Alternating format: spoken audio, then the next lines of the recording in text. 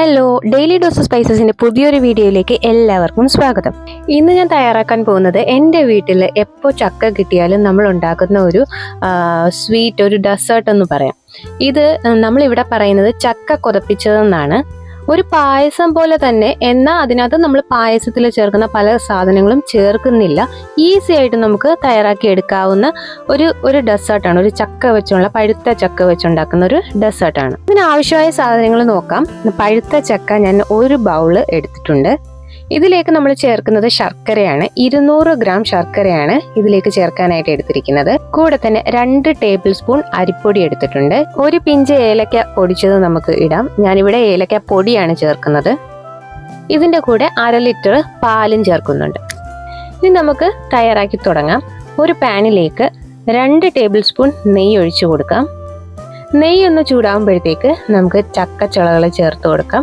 നല്ലതുപോലെ വൃത്തിയാക്കി അരിഞ്ഞ് വെച്ചിരിക്കുകയാണ്. ചക്കച്ചുളകൾ ചേർത്ത് കഴിഞ്ഞിട്ട് നല്ലപോലെ ഒന്ന് മിക്സ് ചെയ്ത് ആ നെയ്യിലൊന്ന് മിക്സ് ചെയ്തെടുക്കാം. ചക്കയൊന്ന് നല്ലതുപോലെ വഴണ്ട് വരണം.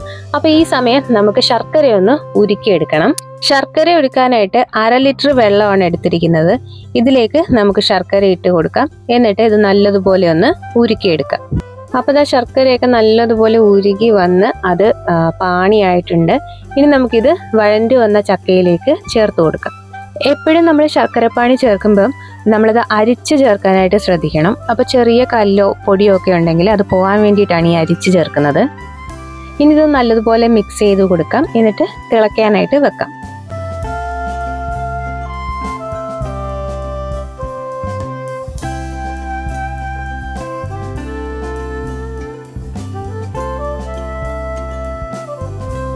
ചെറുതായിട്ടൊന്ന് തിള വരുമ്പോഴത്തേക്ക് ഇതിലേക്ക് അരിപ്പൊടി ചേർത്ത് കൊടുക്കാം. അരിപ്പൊടി നേരിട്ട് ചേർക്കരുത്, അതിലേക്ക് കുറച്ച് വെള്ളം ചേർക്കണം ഇതിലേക്ക് ചേർക്കാൻ, അല്ലെങ്കിൽ കട്ട പിടിച്ചു പോവും.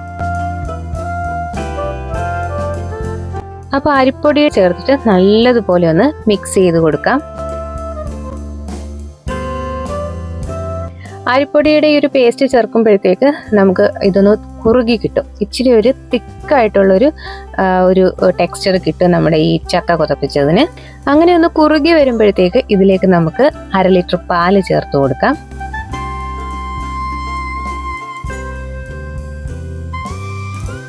പാലും കൂടെ ചേർത്തിട്ട് നല്ലതുപോലെ ഒന്ന് മിക്സ് ചെയ്തെടുക്കാം.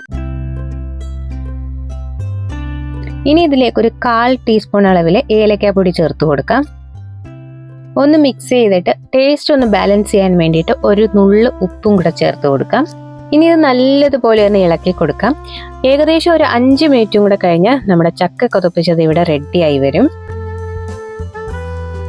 വളരെ എളുപ്പത്തിൽ ഉണ്ടാക്കാൻ പറ്റുന്ന ഒരു ഡെസേർട്ടാണ്. ചക്കയൊക്കെ നല്ല പഴുത്ത ചക്ക കിട്ടുമ്പോൾ നമുക്ക് ഉണ്ടാക്കാൻ പറ്റുന്ന ഒരു ഡെസേർട്ടാണ്. ഇനി ഇതിലേക്ക് നിങ്ങൾക്ക് ചവ്വരി ആഡ് ചെയ്യാം, അണ്ടിപ്പരിപ്പും കിസ്മിസൊക്കെ ഉണ്ടെങ്കിൽ ആഡ് ചെയ്യാം. ഇതൊക്കെ ആഡ് ചെയ്ത് കഴിഞ്ഞാൽ നമുക്കൊരു ചക്ക പായസത്തിൻ്റെ ഒരു രീതിക്ക് ഇതെടുക്കാം. ഇതൊന്നും ഇല്ലെങ്കിൽ നമുക്ക് ഇത്രയും സിമ്പിളായിട്ട് ഇത് ചെയ്ത് കഴിഞ്ഞാൽ ചക്ക കൊതപ്പിച്ചത് റെഡിയായി കിട്ടും. ചക്ക പായസത്തിനാണെങ്കിൽ ചക്ക കുറച്ചും കൂടെ ഒന്ന് അരച്ചോ അല്ലെങ്കിൽ നല്ലതുപോലെ ചെറുതാക്കി എടുക്കണം. ഇത് നമുക്ക് ഇച്ചിരി നീളത്തിലാണ് ചക്ക നമ്മൾ അരിഞ്ഞ് ചേർക്കുന്നത്.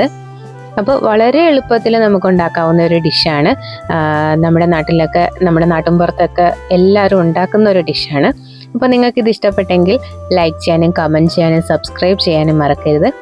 മറ്റുള്ളവർക്ക് കൂടി ഒന്ന് ഷെയർ ചെയ്ത് കൊടുക്കണേ. അപ്പോൾ പുതിയൊരു വീഡിയോയുമായി ഉടൻ തന്നെ കാണാം.